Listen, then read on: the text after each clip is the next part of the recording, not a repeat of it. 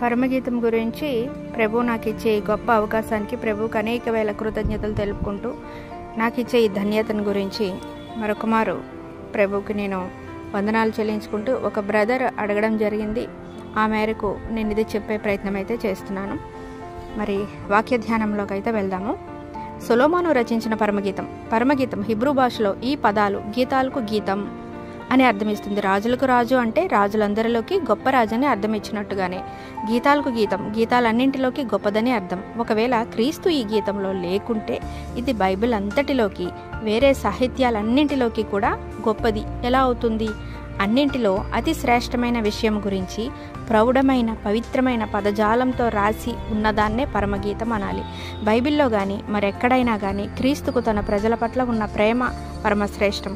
ఈ పరమగీతంలో ఉన్నది కేవలం స్త్రీ పురుషుల మధ్య ఉండే ప్రేమ పరవశమేనని కొందరు భావిస్తారు. అయితే అలాంటి ప్రేమ కంటే తన ప్రజల పట్ల క్రీస్తు ప్రేమ ఎంతో రమణీయమైనదని గొప్పదని మనము తెలుసుకోవాలి. ఇది కేవలము క్రీస్తు సంఘానికి మధ్య ఉన్న అవినాభావన సంబంధమని గుర్తించాలి. మరి పరమగీతం 2వ వచనంలో నోటి ముద్దులతో అతడు నన్ను ముద్దు పెట్టుకొనును గాక, నేను నీ ప్రేమ ద్రాక్షరసము కన్నా మధురము. ఇక్కడ మాట్లాడుతున్నది ఒక క్రీస్తు సంఘానికి మధ్య ఉండే ఒక అవినాభావ సంబంధం గురించి మాత్రమని గ్రహించాలి. క్రీస్తు సమీప సహవాసాన్ని, ఆయన ప్రత్యక్షమైన ప్రేమను అనుభవించాలన్న సంఘంకు ఉన్న విశ్వాసులకు ఉన్న లోతైన అభిలాషను చూపిస్తూ ఉంది.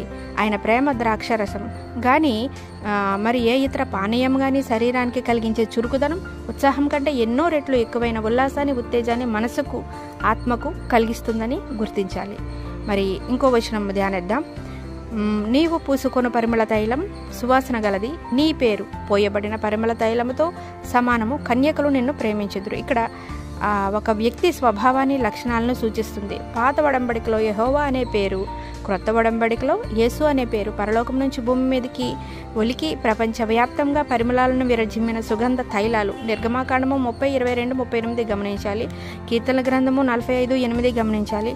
మత్తయి 26:6-13 కూడా పోల్చి చూడండి. ఇవన్నీ ఆధ్యాత్మికంగా పవిత్రులు ఇక్కడ కన్యకలు పవిత్రులుగా ఉద్దేశించబడ్డారు. ఇలాంటి వారికి ఇది ఒక సూచన. దేవుణ్ణే అన్నిటికంటే పైగా వీరు ఎక్కువగా ప్రేమిస్తారు. నన్ను ఆకర్షించుము, మేము నీ యొద్దకు పరిగెత్తి వచ్చేదము. రాజు తన అంతఃపురంలోనికి నన్ను చేర్చుకొనను, నిన్ను బట్టి మేము సంతోషించి ఉత్సహించదము.